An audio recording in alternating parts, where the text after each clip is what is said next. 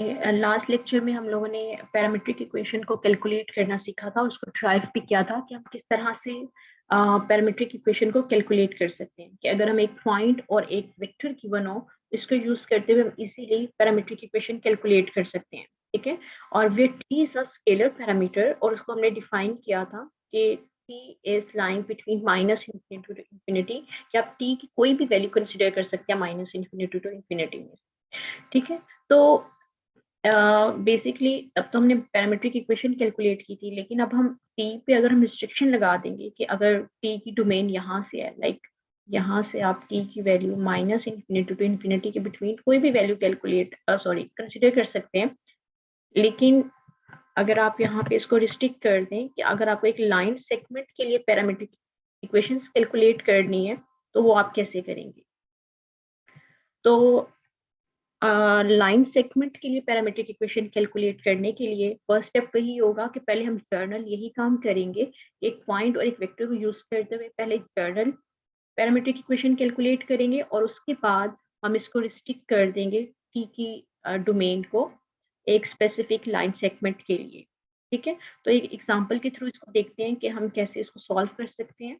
तो this is the question number 13, Thomas book से ही है ये क्वेश्चन। ठीक है, तो कैसे करेंगे इसको? Find the parameterization for the line segment joining the point. आपको दो पॉइंट्स गिवन है, ठीक है, पी क्यू आप इसको कंसीडर कर सकते हैं। अब लाइन सेगमेंट के लिए आपने पैरामीट्रिक इक्वेशन कैलकुलेट करनी है, तो उसके लिए आप वही स्टेप वन वही रहेगा कि पहले आप जर्नल पैरामीट्रिक इक्वेशन जैसे कैलकुलेट करते आए हैं वैसे ही कैलकुलेट करेंगे, और सेकेंड स्टेप में आपने इसकी डोमेन को रिस्ट्रिक्ट करना है। ठीक है, यहाँ पे यही डिफाइन किया हुआ है कि firstly we will find the parametric equation of the line through the point P and Q, and then we restrict the domain of the parameter T to obtain the parametric equation of the line segment from P to Q. ठीक है, तो अब हम क्या करेंगे? सबसे पहले वही काम करना है कि parametric equations for journal domain जो T की है माइनस इन्फिनिटी टू इन्फिनिटी, वही काम करेंगे। तो अब हमें दो पॉइंट्स गिवन है, और दो पॉइंट्स को यूज करते हुए हमें पता है कि हमें कैसे पैरामीट्रिक इक्वेशन को कैलकुलेट करना है। अब दो पॉइंट्स गिवन है, तो पॉइंट तो आप इन दोनों में से कोई एक कंसिडर कर सकते हैं। अब वेक्टर क्या होगा? इन दोनों पॉइंट्स को आप ज्वाइन करके एक वेक्टर भी कैलकुलेट कर सकते हैं इसीलिए। ठीक है, तो ये काम किया यहाँ पे कि पी क्यू को यूज करके फाइंड आउट किया हुआ है। पी क्यू आपने कैलकुलेट किया, यहाँ से आपको वेक्टर बी मिल गया। आप पी और क्यू में से कोई सा भी पॉइंट कंसिडर कर सकते हैं। यहाँ पे मैंने पॉइंट पी को कंसिडर किया है, आप क्यू को भी ले सकते हैं। अब एक पॉइंट भी है, एक वेक्टर भी है, अब आप पैरामीट्रिक इक्वेशन इजीली कैलकुलेट कर सकते हैं।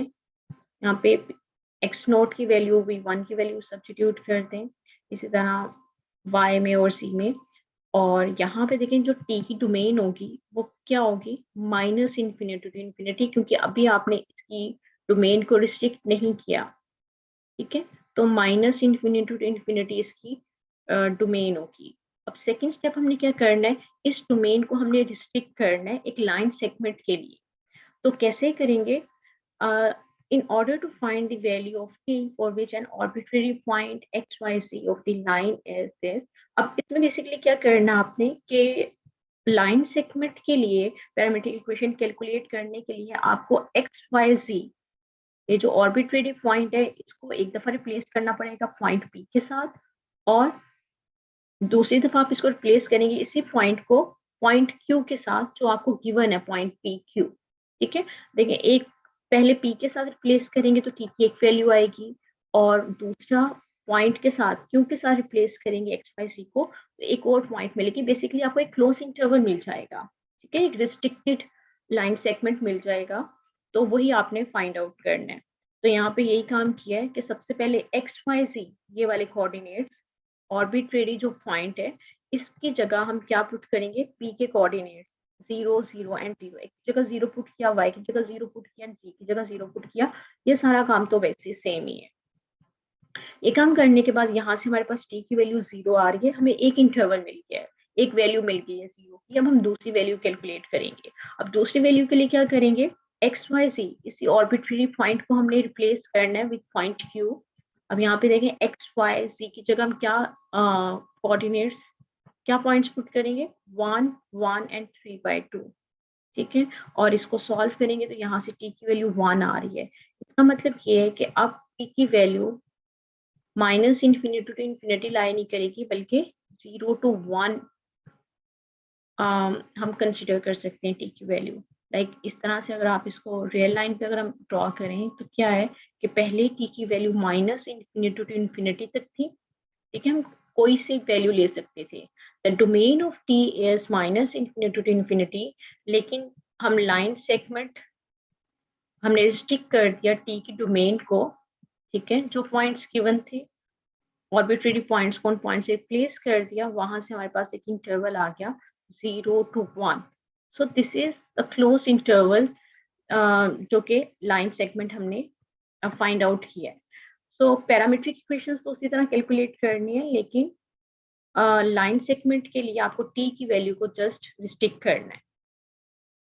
ये देखिए आपके पास कौन सी पैरामीट्रिक इक्वेशंस आएंगी, वही एक्स वाई एंड सी। आपने बस स्टेप 2 में क्या किए, ये काम किया कि टी को रिस्ट्रिक्ट करवा दिया। अब उस टी की डोमेन 0 to 1 तक एग्जिस्ट कर रही है, ठीक है। इसी तरह से क्वेश्चन नंबर 13 तो हो गया। क्वेश्चन नंबर 14, 15 ऑनवर्ड 20 तक सारे क्वेश्चंस ऐसे ही होंगे कि आपको 2 पॉइंट्स गिवन है और उनको यूज करते हुए आपने line segment parametric equation for a line segment calculate करना है।